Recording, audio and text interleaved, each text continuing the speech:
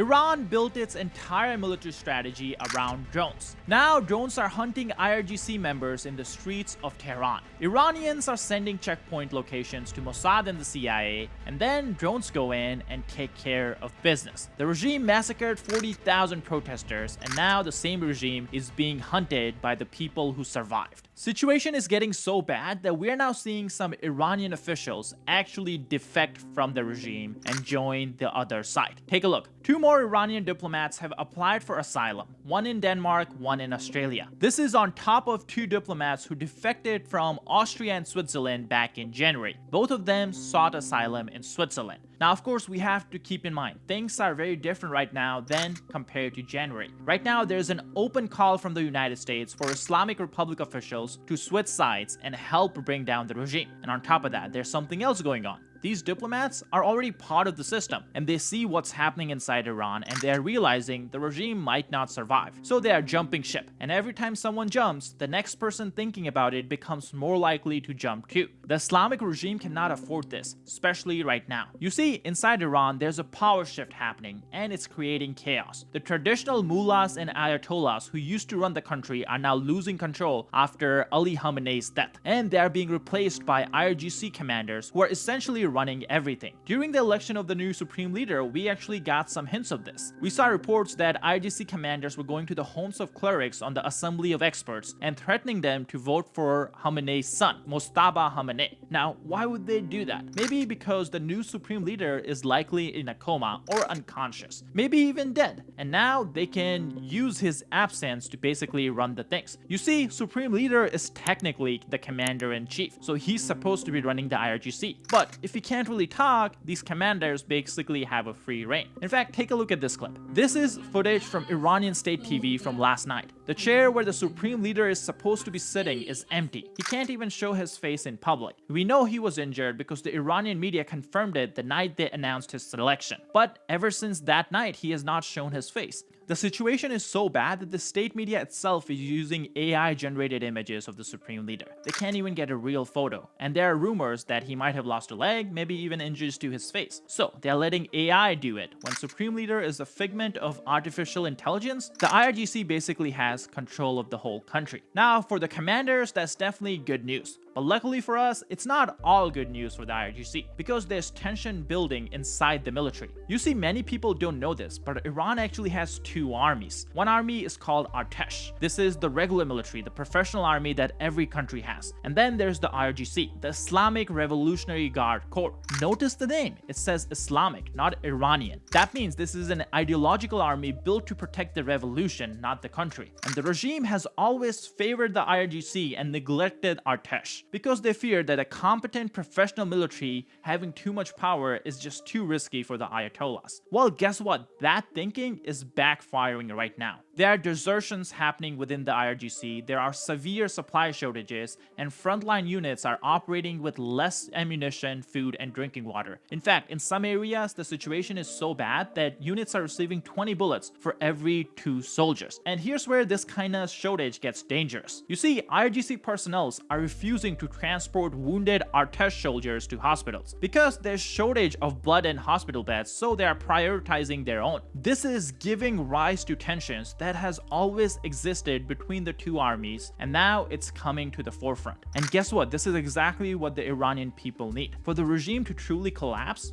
we need the Artesh to turn against the IRGC. And Artesh actually have guns and they have weaponry that the population doesn't have. If they actually turn against the IRGC, then they're able to fight all these IRGC goons who last time in January just massacred unarmed peaceful protesters. Now, I want to be clear, we're not seeing this happen right now, but we are seeing signs that point in that direction. Supply shortages, rising desertion, IRGC refusing to help Artesh soldiers. Well, 2 separate armies that don't trust each other? Hopefully things keep deteriorating like they are right now. This is where we need to talk about the new phase of war that has been implementing by Israeli and the US forces. For the first time, Israel has started targeting regime checkpoints inside Tehran. Iranian state media itself is reporting that 10 members of the security forces were killed. And this is extremely significant because checkpoints are exactly how regime prevents people from taking to the streets. As for what we will do next in Iran, we have detailed a plan with many surprises to destabilize the regime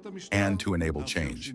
We have many more targets, and I will not elaborate on them here. But to the Revolutionary Guard operatives, those who opposes the Iranian people in the street, I will say only this: you are also in our sights.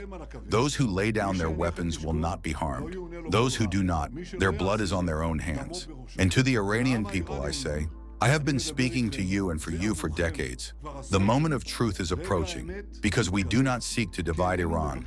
We seek to liberate Iran, to free it from the burden of tyranny, and to live in peace with its people.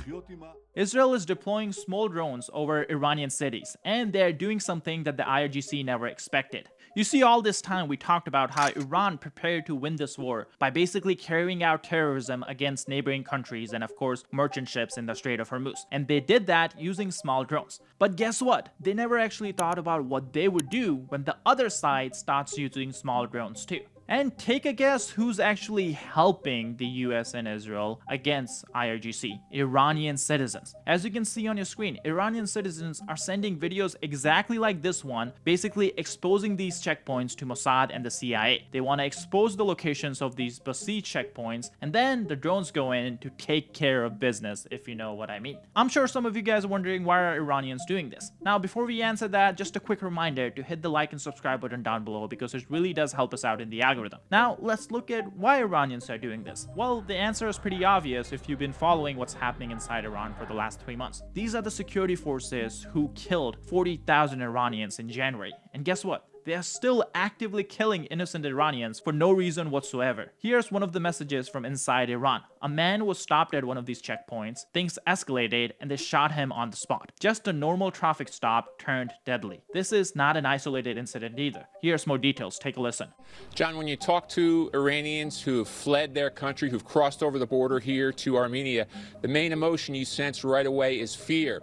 These are people on the run, leaving everything behind, often holding a suitcase, family members, and they are frightened. Here's what one man had to say to us. He was too scared to appear on camera. He said, "It's sometimes scary for my children.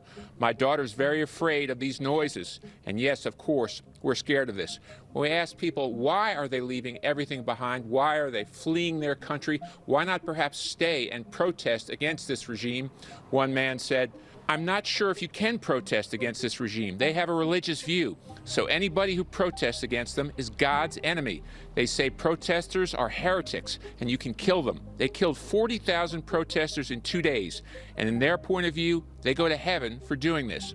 So that's the point of view potential protesters would be up against in Iran. Iranians remember what happened in January, and they remember that IRGC soldiers massacred peaceful protesters. And now they're exposing exactly where these soldiers are hiding, and strikes are going to increase in the coming days. Now, if I'm being honest, I don't exactly know how Israel is pulling this off. Small drones clearly cannot go from Israel to Tehran. They don't have that kind of range. That means there are Israeli agents inside Tehran that are operating, or at least, helping these drones take off. They're launching these drones. And that's something that's going to keep some regime forces up at night. And guess what? That's a very good news. The goal of this operation is clear: create opportunity for the Iranian people to take to the streets. What did Netanyahu mean when he said to the Iranian people, in the coming days will bring opportunity to free yourselves? I'm working on some reporting on this specific topic right now, but there are clearly things going on behind the scenes that indicate the Americans and the Israelis want to empower the Iranian civilians who are against this brutal regime to go to the streets once again. We don't know exactly when that will happen or if the conditions will remain